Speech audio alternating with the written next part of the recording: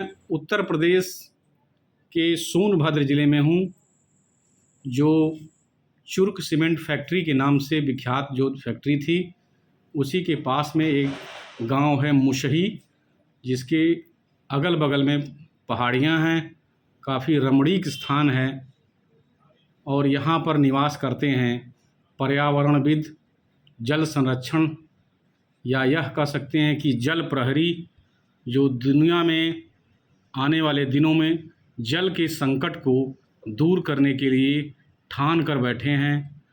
इन्होंने जो यहाँ एक रमणीक स्थान बनाया है, जो गार्डन देखा है यशोदीप गार्डन के अंदर विभिन्न तरह के पेड़ पौधे और पर्यावरण को संरक्षित करने वाले पौधे, इसके साथ ही जल संरक्षण के लिए यहाँ बहुत बड़े काम हो रहे हैं।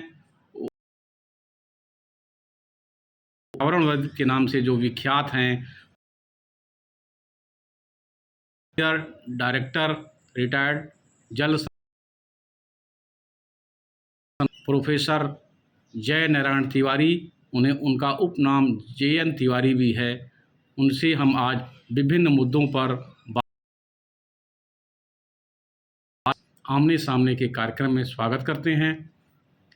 मैं आपसे सवाल करता हूं तिवारी जी कि ये जो जल संरक्षण के क्षेत्र में आपने जो बड़े बड़े वाटर टैंक बनाए हैं जल संरक्षण के लिए, वर्षा जल संरक्षण का जो आपने जो बीड़ा उठाया है काफ़ी वर्षों से, ये दिमाग में आपके विचार कैसे आया? और संक्षेप में अपनी पढ़ाई और अपने एकेडमिक बताएं। जी तिवारी जी। धन्यवाद। तिवारी जी नमस्कार, और इस कार्यक्रम में मुझे शामिल करने के लिए मैं आपका बहुत आभारी हूँ। यहाँ तक मेरी शिक्षा का सवाल है, मैंने मेटलर्जिकल एंड मटेरियल साइंसेस में PhD किया है। करीब 43-44 साल तक मेरी कॉरपोरेट लाइफ रही है और मैं senior executive director Dalmia group का होते हुए रिटायर हुआ हूँ।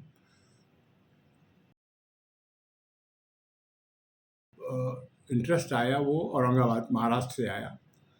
वहाँ पूरे परिवार के लिए केवल 500 लीटर पानी प्रतिदिन मिलता था और बहुत बड़ी समस्या थी। 12-14 साल में रहा।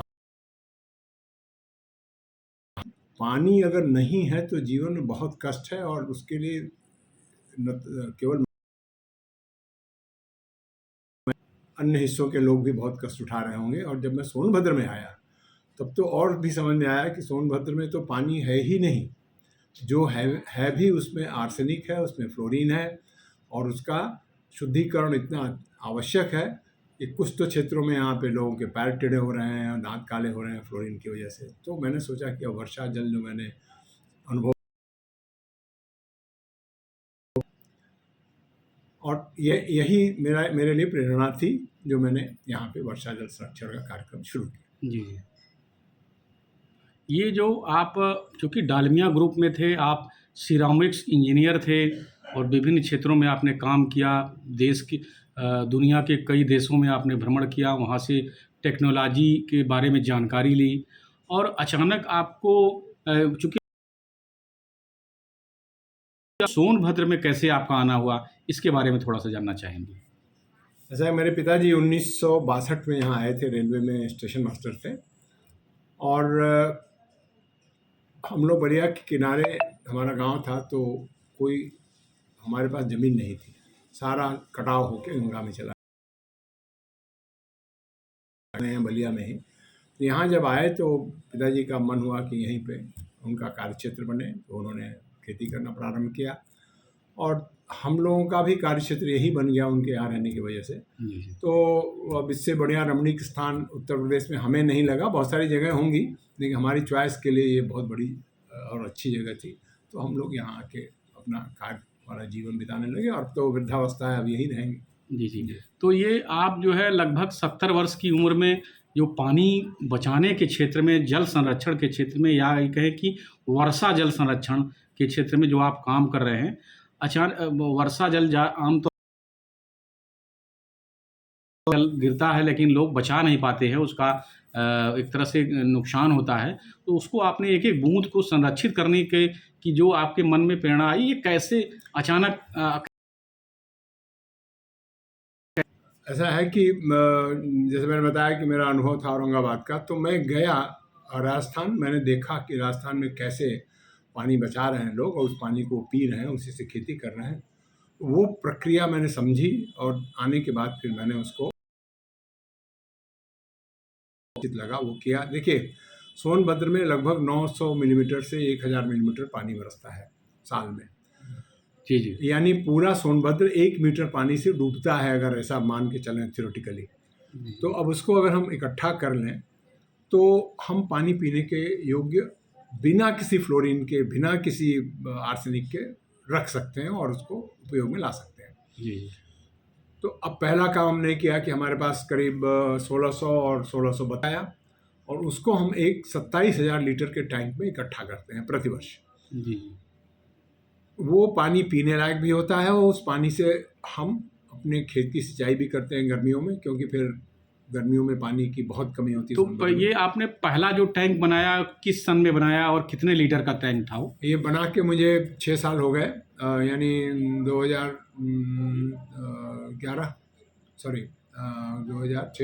2016 में आया मैं, और 18 में उसको बनाया मैंने टंकी को। तो 18 से वो टंकी चल रही है। तो वर्षा जल का जो आपके छत का एरिया है कितना आपने बताया अभी? मेरा 2 छत मिला के 3200 स्क्वायर फीट है। 3200 स्क्वायर फीट पे जो वर्षा जल आता है उस जल को पाइप के जरिए आप उस टैंक में ले जाते हैं। हाँ, तो उसमें कितने लीटर का टैंक है? 27,000 लीटर का टैंक है, वो भर जाता है बरसात में। एक टैंक है? एक टैंक है। इसी 3200 का जो एक्स्ट्रा पानी आता है उसको हम एक कुएं में ले जाते हैं, जो 32 फीट का कुआं है। जी जी। और उस कुएं में 16 फीट नीचे बालू भरी हुई है, 16 फीट खाली है।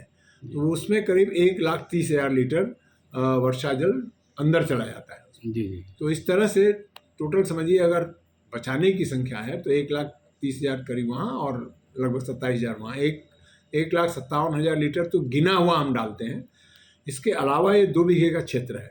इसका जो पूरा पानी है हम बाहर नहीं निकलने देते, इसको हम ऐसे रोक रोक के बैरियर्स बनाया हुआ है, रास्ता बनाया, थोड़ा ऊंचा कर दिया, तो पानी वहीं रुक जाता है और वो परकुलेट तो होकर एक नीचे तो आता है। आपने वाटर टैंक के जरिए वर्षा जल संरक्षण करने का जो तरीका बताया, ये काफ़ी लोगों के लिए प्रेरणापद है, काफ़ी प्रेरणा स्रोत है, और काफ़ी लोग आते भी होंगे आपके यहाँ देखने के लिए। बहुत लोग आते हैं देखने के लिए। तो मैं उनको पूरी टेक्नोलॉजी देने के लिए तैयार हूँ, और अगर कोई भी देश में कहीं भी